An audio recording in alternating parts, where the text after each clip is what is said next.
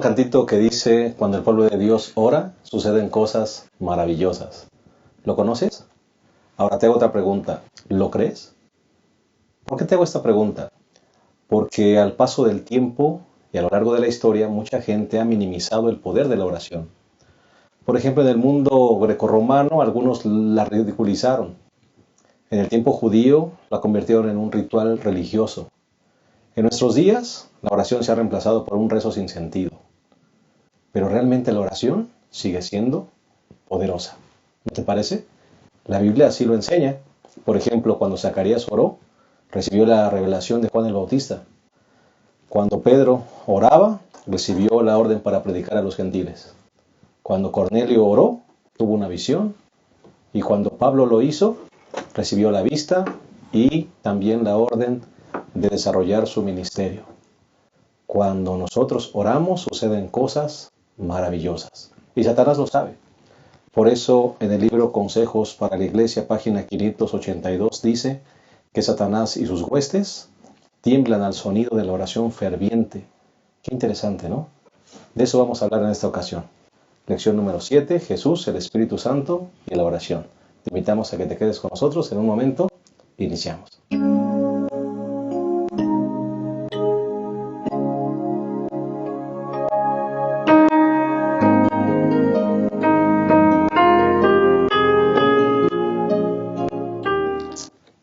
Queremos darte una cordial bienvenida a este nuevo repaso de la lección número 7, titulada Jesús, el Espíritu Santo y la oración. Y queremos también darle la bienvenida a nuestros dos amigos de este panel, el pastor Isidro, quien nos acompaña en esta ocasión una vez más. Pastor, bienvenido a esta lección número 7, Jesús, el Espíritu Santo y la oración. Pues sí, estamos aquí para iniciar el repaso de la lección, nos está recordando dos cosas muy interesantes. Por un lado la oración y por el otro lado que el mismo Señor Jesucristo, quien es Dios encarnado, necesitó también de la guía del Espíritu Santo. Y me parece que son dos aspectos cruciales para la vida de todo ser humano y de manera muy específica para nosotros los cristianos, ¿no? Claro. También le damos la bienvenida al pastor Abraham Ramírez, que nos acompaña en esta ocasión. Lección número 7, pastor, bienvenido. Sí, gracias, pastor. Estamos aquí para considerar la lección 7, como dices, Jesús, el Espíritu Santo y la oración.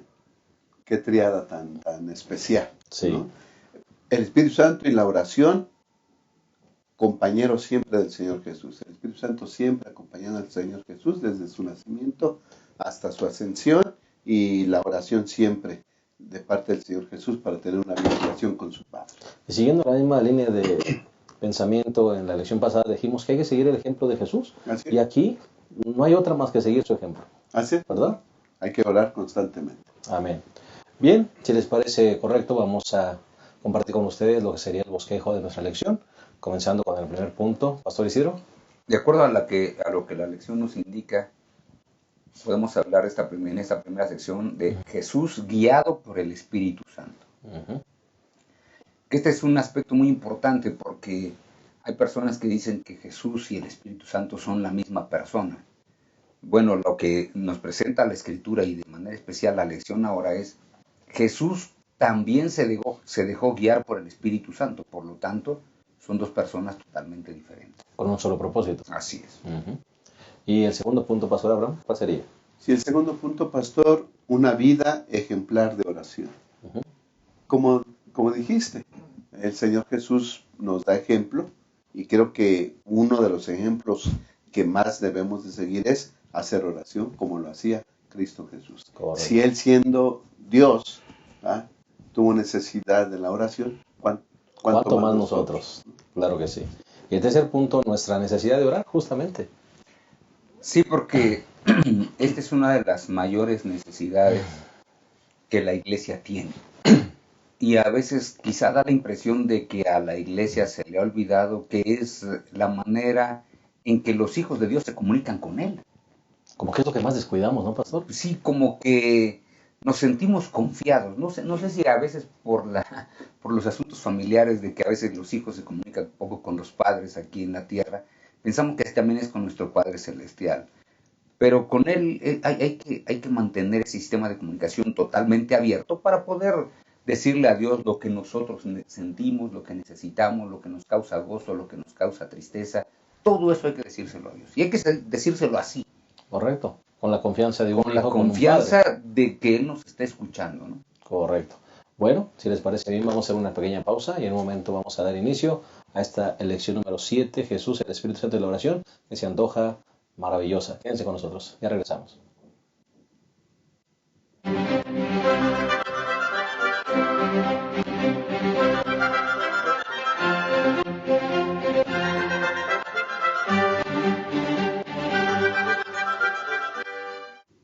Estamos listos para iniciar el desarrollo de esa lección número 7, Jesús, el Espíritu Santo y la oración. Antes de hacerlo, nos gustaría mandar algunos saludos y recordarles a todos los que siguen este repaso que nos alegra mucho que ustedes lo sigan y que sea de bendición para sus vidas. Y también apreciamos sus saludos y queremos pues devolvérselos también. Pastor Isidro. Sí, le mandamos unos saludos muy especiales a nuestros hermanos de la Iglesia de Héroes, de nuestra asociación, y también a los hermanos de la Iglesia de Héroes de la región mexiquense. Hermanos, muchos saludos, sigan disfrutando de la lección y que siga siendo de utilidad para ustedes. Muy bien, Pastor Abraham. Sí, pastor, quiero mandar un saludo al hermano Armando Rentería, de la iglesia de Miraflores, en Lima, Perú. Un saludo muy afectuoso para él. Y hay una Miraflores también en nuestro campo, ¿verdad? También en nuestro campo hay una vez. Miraflores. También la iglesia de Miraflores del distrito de Iztapaluca. Ok, correcto. Y también tuvimos una actividad en la iglesia Ramos Millán y queremos mandar saludos. También nos dijeron que de ahí nos miran, de nuestro campo es esta iglesia, distrito más bien, distrito de Ramos Millán. Les mandamos un saludo a todos los que siguen este repaso. Bien, vamos a iniciar con una oración, si les parece bien, como acostumbramos. Les invitamos que nos acompañen ahí donde están. Cariñoso Padre, queremos pedirte que tú nos dirijas en este repaso tan interesante que habla acerca de la oración y la dependencia del Espíritu Santo, Señor. Queremos que ese mismo Espíritu Santo nos conduzca y que las palabras, pensamientos y todo lo que salga de nuestra boca pueda ser motivado por ti. Lo pedimos confiados en el nombre de Jesús. Amén. Bueno, entremos de lleno entonces al repaso de la lección. El primer punto es Jesús guiado por el Espíritu. Pastor Abraham, Pastor Isidro, decíamos en la introducción, ¿cómo es que Jesús, siendo Dios, cuando se encarnó, tuvo esta necesidad de orar?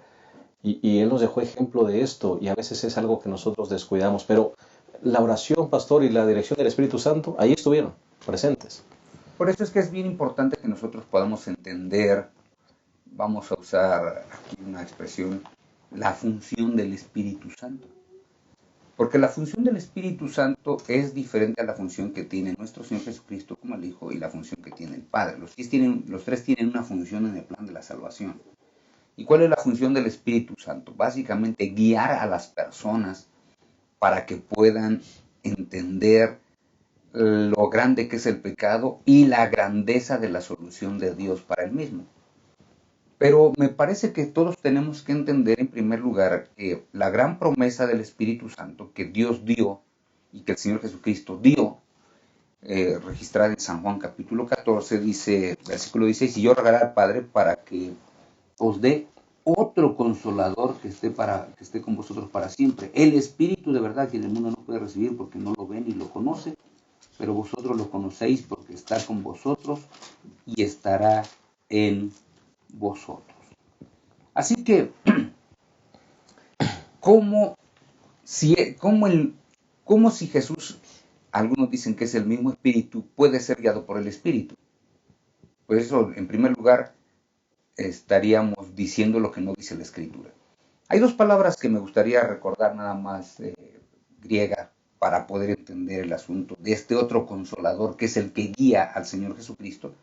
Cuando en el capítulo 14, el versículo 16, dice, yo rogaré al Padre para que os dé otro consolador, la palabra griega utilizada aquí es alos, que significa otro diferente, pero de la misma naturaleza. En otras palabras, el Padre les va a dar otro consolador de la misma naturaleza divina. ¿Verdad? Por eso es que es bien importante. Ahora, ¿por qué el Señor Jesucristo está prometiendo el Espíritu Santo a sus discípulos? Porque ya lo experimentó en su vida. Él ya se dejó guiar. Ya dependió de Él. Ya se dejó guiar por el Consolador, por el Espíritu. Y ahora, la otra palabra es héteros. Héteros significa algo totalmente diferente. Otro, pero diferente, en clase.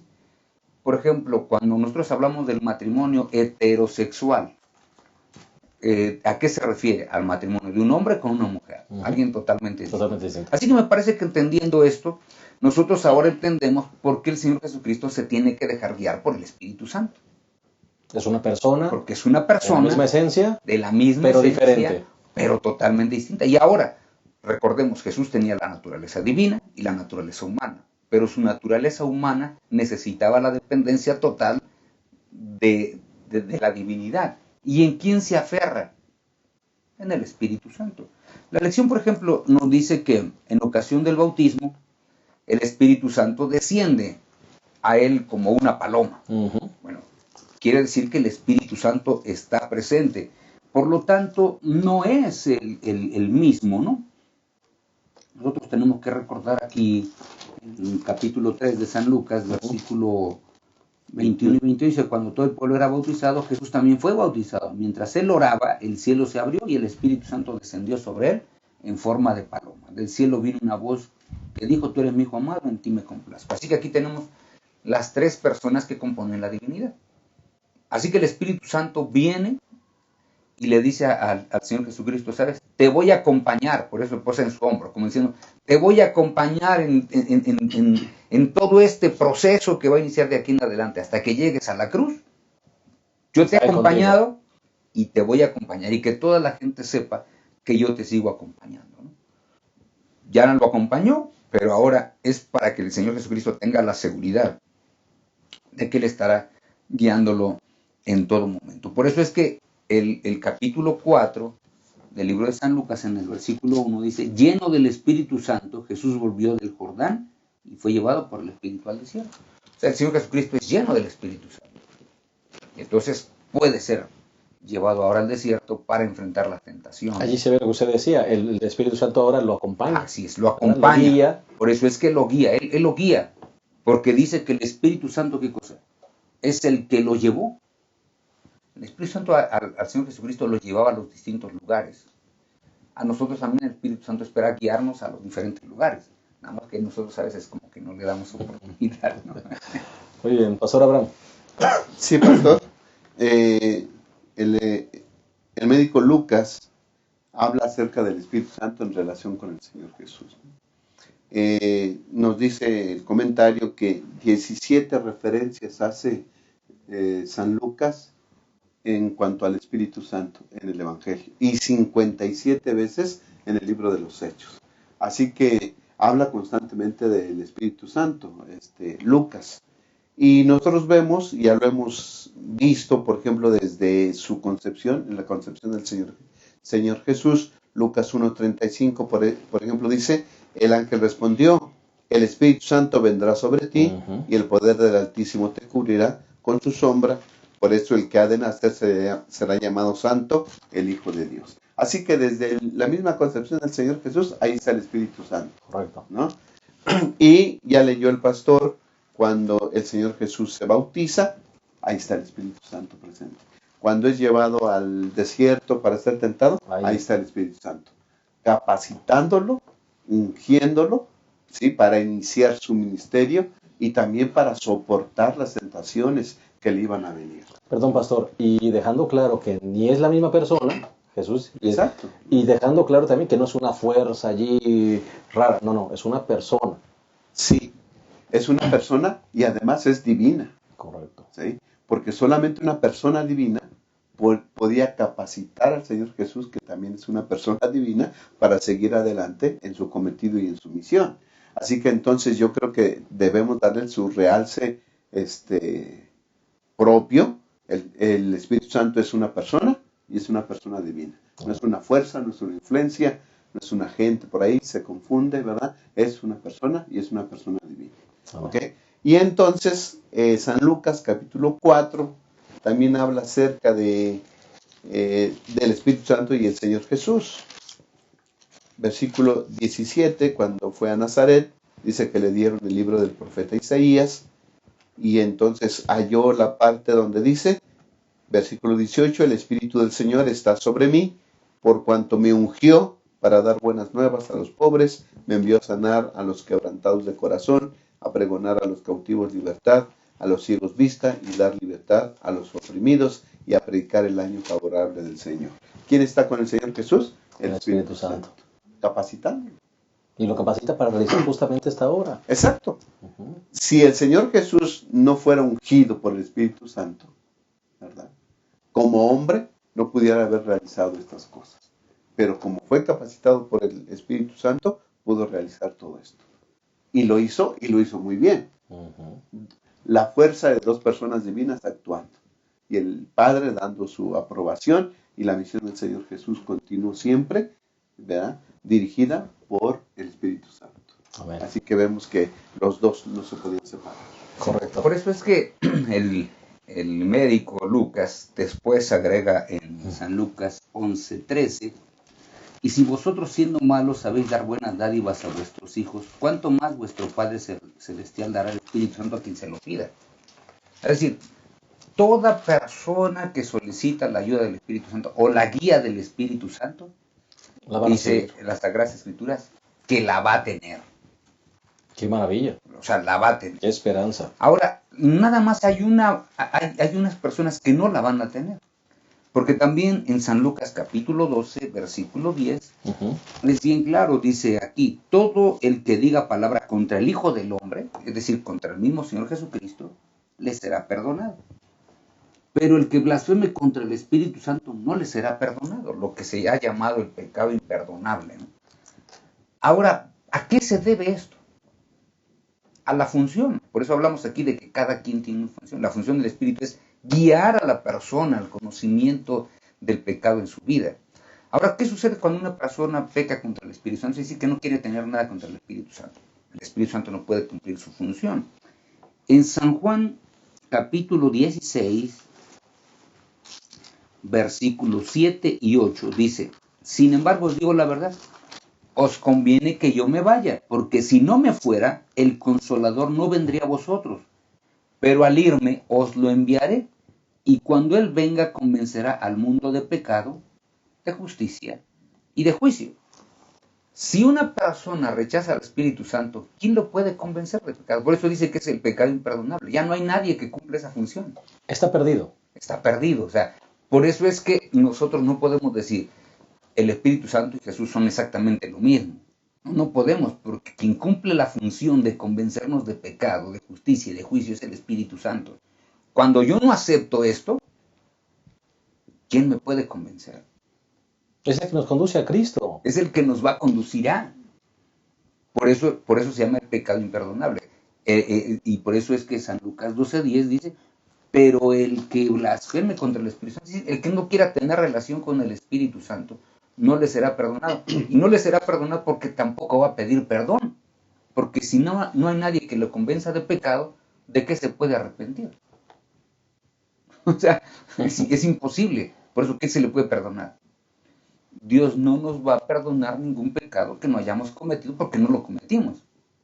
Una persona que blasfema contra el Espíritu Santo, ¿quién le puede convencer? Si él piensa que está bien porque no dañó. Por eso es que es tan importante que nosotros reconozcamos a lo que hemos llamado la tercera persona de la Trinidad, ¿no? Correcto. Y pastor, por último, solamente comentar que cuando el Señor Jesús ascendió al cielo, bueno, no nos dejó huérfanos, como sabemos, ¿no? Ujú. Envió a otro igual que él, Al Consolador. al Consolador, al Espíritu Santo, dando capacidad a sus discípulos que se quedaron aquí, a los apóstoles, para predicar y seguir la misión que el Señor Jesús había hecho. Así que entonces el Espíritu Santo guió, acompañó al Señor Jesús y guió a su iglesia para que se fundara y creciera, ¿no? Amén. El Espíritu Santo siempre ha estado con nosotros. Hermanos, pues creo que es un buen momento para solicitar esa plenitud del Espíritu Santo para que nos guíe a un buen entendimiento. Vamos a hacer una pausa. En un momento regresamos a esta lección número 7, Jesús, el Espíritu Santo y la oración. Ya regresamos.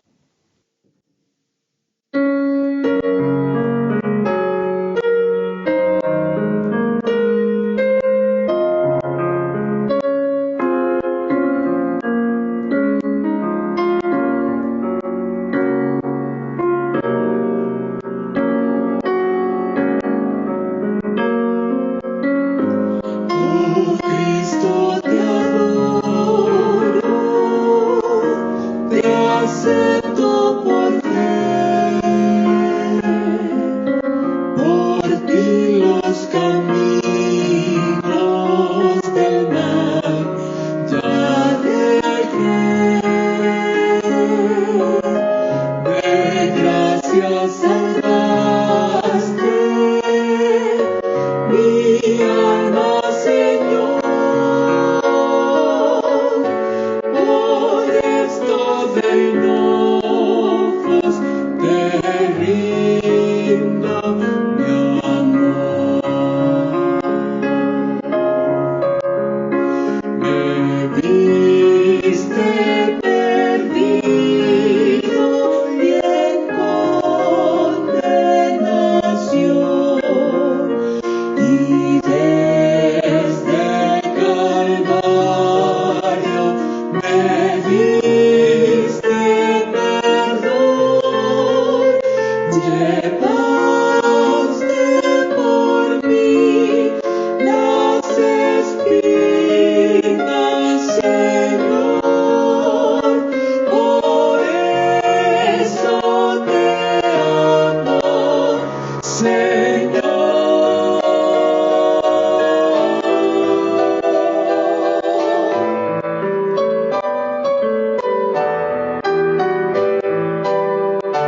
Después en mansiones de luz celestial, de gozo inefable, de gloria eterna, darásme corona brillante, Señor. Por esto de enojos te rindo mi amor.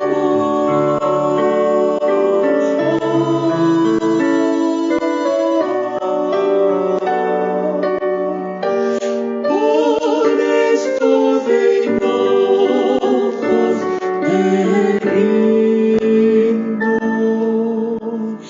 mi amor.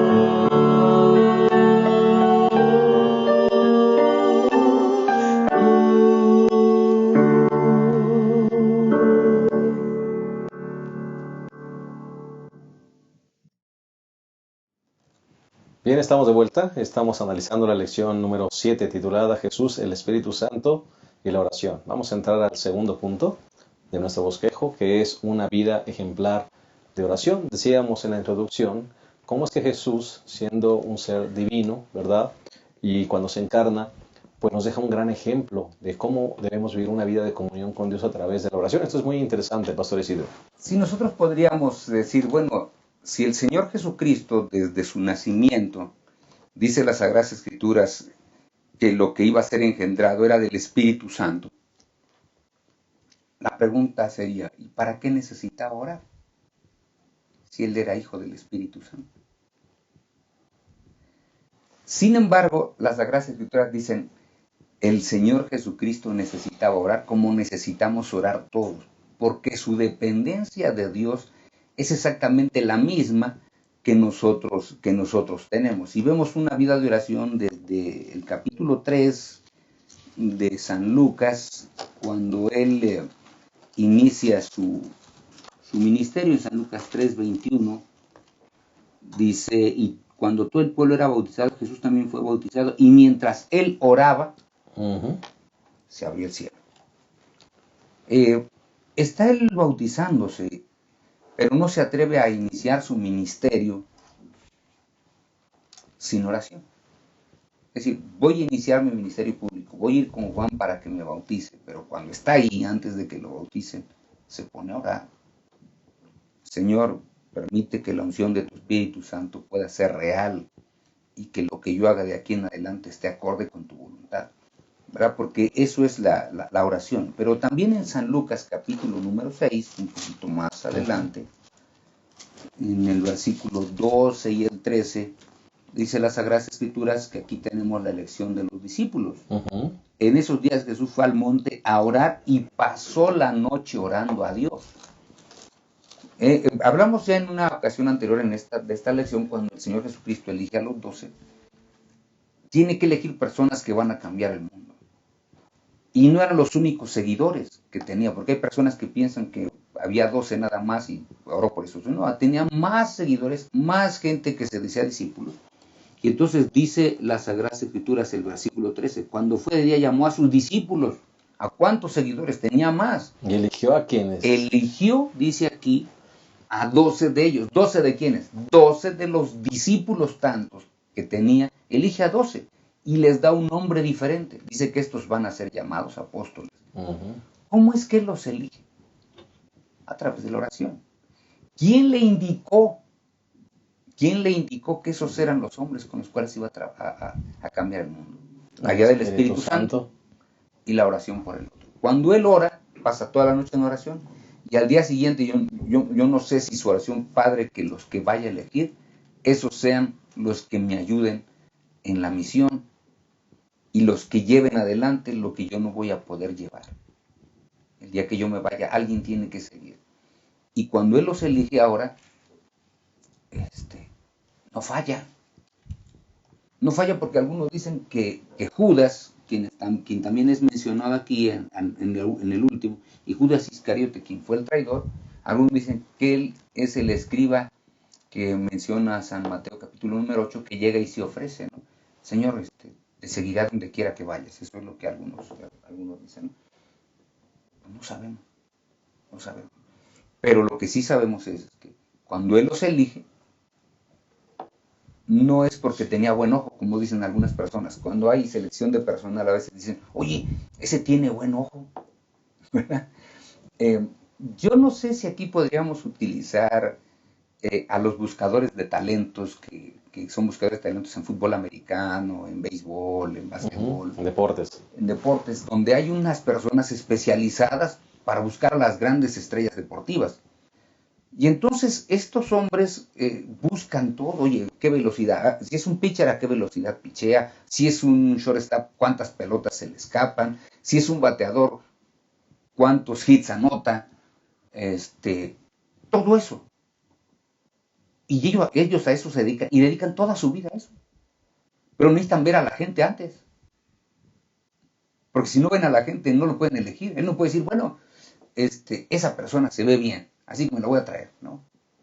Ellos tienen que ver qué es lo que hace, cómo lo hace. El Señor Jesucristo no dice el Evangelio de San Lucas si había visto ya cómo actuaba. Lo que sí dice es que pasó la noche en oración para que cuando Él seleccionara a los que iban a ser llamados apóstoles, Él eligiera a las personas correctas. La oración nos ayuda a hacer elecciones correctas. Amén. ¿Verdad? Porque eso es lo que le ayudó al Señor Jesucristo.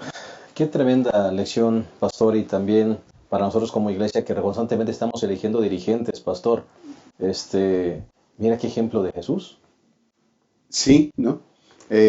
Cuando yo creo que se van a elegir, debemos pasar nosotros también la noche orando. Así pero es, yo pastor, creo que lo que sí. podemos decir, hágase tu voluntad, ¿no? Dios pone, Dios quita. Y el Señor Jesús eligió a 12. Y Él oró antes de elegirlos. Y no tan solo para elegirlos, sino después de que ya los tenía ahí junto a Él. Dice que Jesús oró por sus discípulos, según Lucas 9:18. Dice que oró por ellos. Porque no era fácil seguir al Señor Jesús. No era fácil seguir siendo su discípulo. A veces dice alguien, no, lo importante no es llegar, sino mantenerse. Ellos llegaron porque Jesús los llamó, pero para mantenerse pasaron muchos. En una ocasión, muchos discípulos se fueron, o muchos que seguían a Jesús se fueron, y el Señor Jesús les dice, ¿ustedes también se quieren ir? No, pues ¿a dónde vamos? Tú tienes palabras de vida. Ahí se mantuvieron, y yo creo que si se mantuvieron ahí, fue porque el Señor Jesús oraba por ellos. Otro de los acontecimientos donde oró el Señor Jesús, pastor, es antes de la transfiguración. Correcto. En el monte de la transfiguración. Lucas 9:28 al 36, ahí está el evento de la transfiguración. Y dice que el Señor Jesús fue al monte a orar. ¿Sí? Nada de lo que había pasado, ni nada de lo que iba a suceder, lo podía privar de la oración y de la vinculación que tenía con su Padre. Así que el Señor Jesús siempre mantuvo esa vinculación con su Padre a través de la oración. Y otro momento que a mí me llena de gozo, de alegría y de gratitud es cuando Jesús va y ora en el Getsemaní, ¿no? El Señor Jesús ahí dice Elena White que la salvación del hombre estaba en un hilo, pendía de un hilo la salvación. ¿Salvaría Jesús al hombre? ¿Estaría dispuesto el Señor Jesús a pasar por ese Trago amargo. trago amargo y aún la misma muerte? Esa era la pregunta, ¿no? Y después de orar 3 veces, 3 sesiones de oración, ¿no? Dice que Jesús determinó salvar al hombre, pasase lo que pasara, pero siempre haciéndose la voluntad de su Padre Celestial, ¿no? Hay 3 elementos ahí importantes, dice nuestra nota de la lección, 3 principios cruciales. Uno es que se haga la voluntad de Dios, la primacía de la voluntad de Dios. Y entonces nosotros cumplir con esa primacía. O sea, si ya vemos que la voluntad de Dios se va a hacer, entonces nosotros también hay que hacer la voluntad de Dios, pase lo que pase. Ujú. Si los designios de Dios o el camino que Dios nos ha marcado, ¿verdad?, es la sangre, la muerte, como el Señor Jesús, pues hay que estar dispuestos a O sea, pasar el nuestra oración debe decir siempre, hágase tu voluntad. yo quisiera esto, pero aquí está, Señor. Así es. Y que nos dé fortaleza. El tercer principio es que nos dé fortaleza, pues para que podamos Aceptarlo. llevar adelante las consecuencias de la decisión que hemos hecho, de Correcto. seguir fiel a Él. Y aquí nosotros justamente en la oración que el Señor Jesucristo realiza en Getsemaní, tenemos aquí por lo menos dos momentos cuando el Señor Jesucristo les dice por qué ellos debían estar orando. Dice, miren, oren para que no entren en tentación. Ahora el Señor Jesucristo iba a ser tentado de ahí en adelante, me parece que venía lo más cruel de las tentaciones. Había sido tentado en el desierto, pero en el desierto fue tentado para que cumpliera gustos personales, Ujú. ¿verdad? Bueno, di que estas piedras se conviertan en pan, pues todo esto te daré, aviéntate y pues Dios te va a salvar. Pero ahora venía el otro punto. Esto no tenía que ver con el sufrimiento. El Señor Jesucristo podía entrar en la tentación de ahí en adelante porque era el momento del sufrimiento y del suplicio. Pero otra vez le dice a los discípulos, ¿saben qué? Levantaos y orad para que no entréis en tentación, otra vez en el capítulo 22 y versículo 46. El Señor Jesucristo sabía que las personas pueden y podemos entrar en tentación. Los discípulos podían entrar en tentación. Él mismo iba a ser tentado ahí. Oye, me van a golpear sin que yo haya hecho nada. Me van a escupir sin que yo haya hecho nada. A veces cuando alguien actúa de manera injusta con nosotros nos rebelamos. Eso es una tentación. Y el Señor Jesucristo iba a pasar por todo ello. Y Él dice, mire, oren para que no entren en tentación. Y entonces aquí mismo hay otro asuntito que nos lleva a la parte del jueves, porque el versículo 44 dice, y en su agonía oraba más intensamente. ¿Qué es lo que el jueves nos habla a través de una parábola que está en San Lucas capítulo número 11, Ujú. donde habla del amigo inoportuno? El amigo dice que va y con el otro dice, oye, aquel sí tiene comida, le voy a ir a pedir comida porque tengo invitados y no tengo que darles. Y va y toca y toca y toca hasta que le abren y le dan la comida. Bueno, eso es orar intensamente, intensamente. El Señor Jesucristo dice que oraba intensamente. Por eso es que es un ejemplo justamente de oración. Así como aquel amigo que va, toca y toca y toca hasta que le responden. Así mismo dice la Sagrada Escritura que el Señor Jesucristo así oraba también con la misma intensidad. Por eso es que Él no nos pide menos de lo que Él hizo. Así desea Él que nosotros también. Sí, nunca nos va a pedir Dios lo que Incesantemente. el Señor Jesucristo no nos va a pedir lo que Él no haya hecho. ¿Cómo es que Él sobrevivió a todo lo que pasó? A través de la intensa oración que Él Por desarrolló. eso vivió esa vida de victoria. Claro. Sí, pastor. Sí, yo creo que, pastor, el Señor Jesús contó una parábola acerca de el fariseo y el publicano. Y creo que ahí nos enseña la actitud que debemos de de llevar o tener cuando hacemos oración. Ujú. Pareciera ser que a veces le exigimos a Dios, haz esto, haz aquello. Hay muchas oraciones pidiendo salud, haz esto, Señor, haz esto, y pedimos.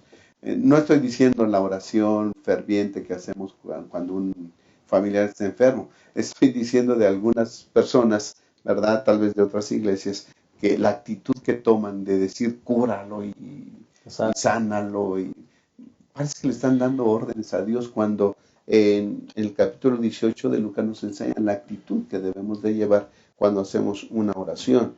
18:9 dice, para algunos que se tenían por justos y menospreciaban a los demás, les contó esta parábola. Es decir, llevaba dedicatoria esa parábola, ¿no? Para los que se creían justos y menospreciaban a los demás. 2 hombres subieron al templo a orar, uno fariseo, el otro publicano. El fariseo oraba de pie consigo mismo de esta manera: Dios, te doy gracias, que no soy como los demás hombres, ladrones, injustos, adúlteros, ni aun como este publicano. Ayuno 2 veces a la semana y doy el diezmo de todo lo que gano. Pero el publicano, creo que esa es la actitud correcta, quedándose lejos, ni quería alzar los ojos al cielo, sino que golpeaba su pecho diciendo: Dios, ten compasión de mí, que soy pecador. El resultado lo sabemos. El primero fue desechado, porque no sentía necesidad absolutamente de nada. Estaba completo según él. Bueno, pues quédate en tu perfección, ¿no? Pero este, que sí reconocía su pecado, que sí reconocía su necesidad fue suplida y fue aceptado porque reconocía que necesitaba de Dios, necesitaba de Cristo. Yo creo, pastor, que esa es la actitud que debemos siempre tener al orar. Y la lección dice: solo aquellos que son penitentes, humildes y de espíritu quebrantado pueden recibir la gracia divina. Si quieres recibir la gracia divina, si estás buscando perdón, si estás buscando la dirección de Dios, si estás buscando suplir tu necesidad, así debemos de ir. Solo aquellos que son penitentes, humildes y de espíritu quebrantado podemos recibir gracia. Creo que es la actitud correcta. Definitivamente, 2 cosas han quedado claras. Nuestra dependencia en Dios viene a través de la oración. Pero la oración tiene que ejercerse con un espíritu de mansedumbre y de humildad. Y definitivamente el Señor obrará. Vamos a hacer una pausa. En un momento regresamos a la tercera y última parte de esta lección. Número 7, Jesús, el Espíritu Santo y la oración. Ya regresamos. La Unión Mexicana Central te invita a leer tu Biblia y a estudiar el espíritu de profecía. ¿Cómo? A través del Plan Encuentro. Juntos leeremos la Biblia y la serie Tesoros de Vida. Puedes seguir el plan en nuestra página de Facebook, facebook.com/Unión Mexicana Central, y en nuestro blog, planencuentro.wordpress.com, en donde cada mañana encontrarás publicada la lectura correspondiente. Plan de Lectura Encuentro. Preparados para su venida.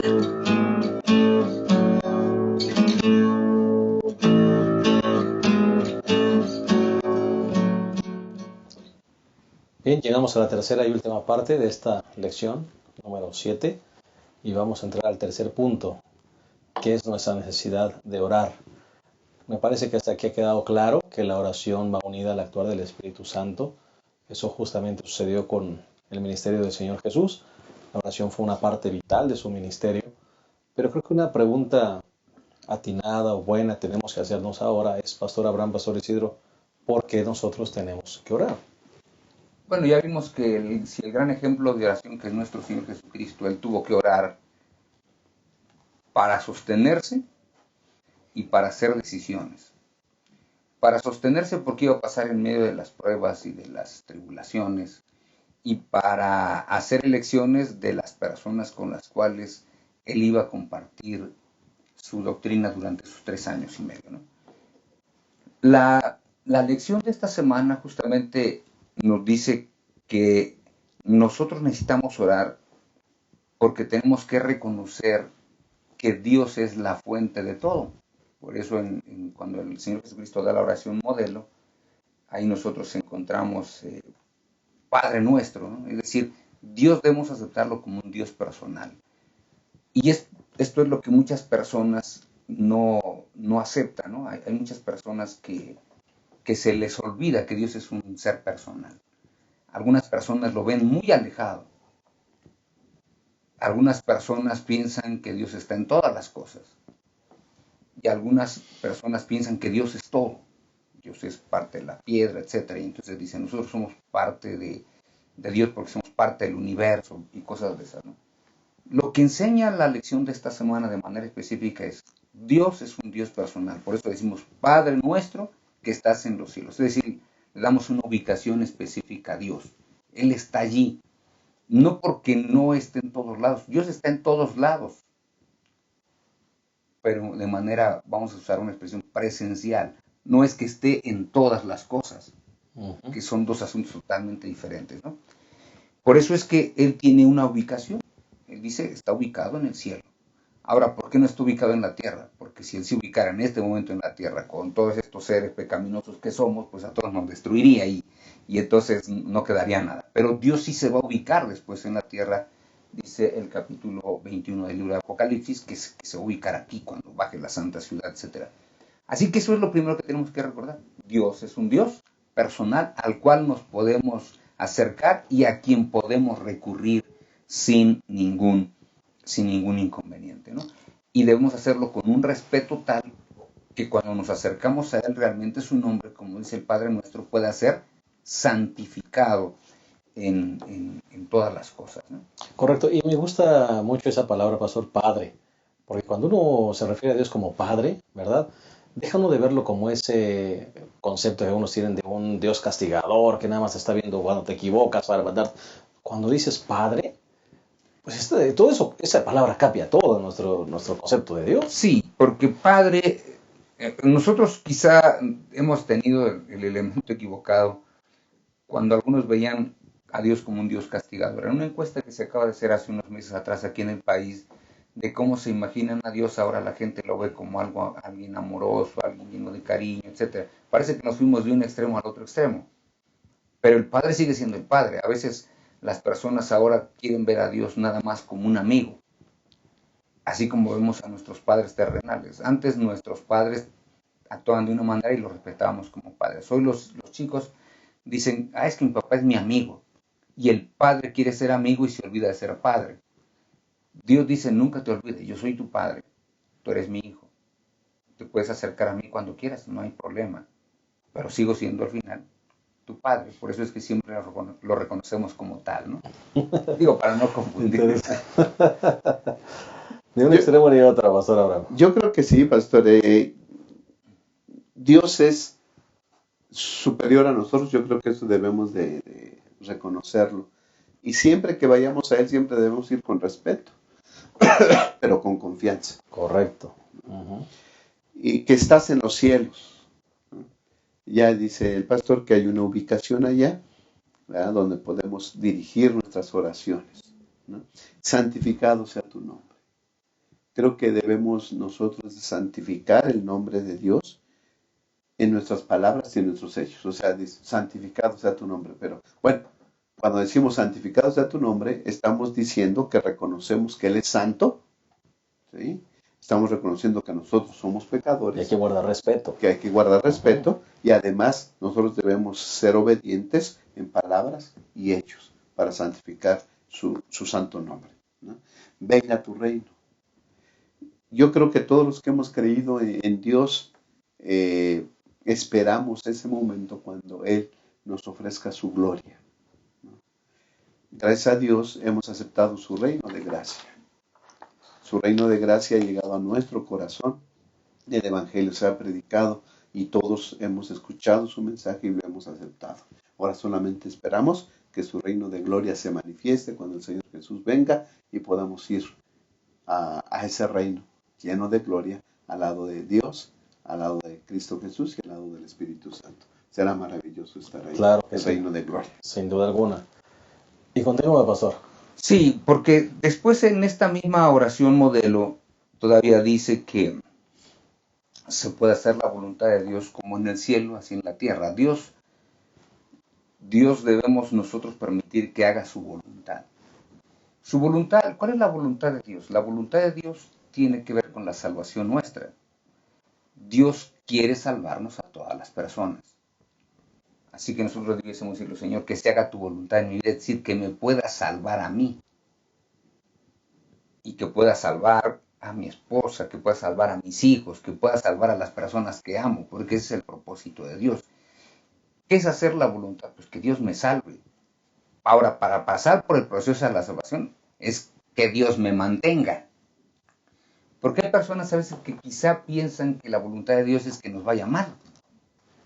Yo he escuchado a algunas personas que son tan trágicas y son tan pesimistas que dicen, es que Dios quiere que siempre me vaya mal. Yo no creo eso. Yo creo que nosotros tenemos un Dios tan personal que quiere que nos vaya bien. Y en el que se haga su voluntad, ¿cuántas veces quizá nosotros también intervenimos en el que se haga la voluntad de Dios y no permitimos que Él nos dé sus bendiciones por quienes somos? Ahora, no es porque Dios no nos quiera dar todo, nos quiere dar en abundancia. Que de hecho justamente por eso es que en esta misma oración modelo dice, pues danos nuestro pan cada día. Es decir, yo tengo que tener la seguridad de que Dios me sostiene. Si se hace su voluntad, pues no es la voluntad de Dios de que yo me muera de hambre y por inanición, ¿verdad? Eso no es. Dios va a mandar de múltiples maneras el alimento, ¿no? Como la ilustración aquella que en una ocasión está una dama ahí en su casa y al lado vive un ateo. No cree en Dios, no cree nada. Y la mujer se pone a orar consigo porque no tiene nada para comer. Y entonces empieza a orar, Señor, por favor, danos el pan cotidiano. Si nunca nos has fallado, ahora nos hace falta, por favor, danos el pan.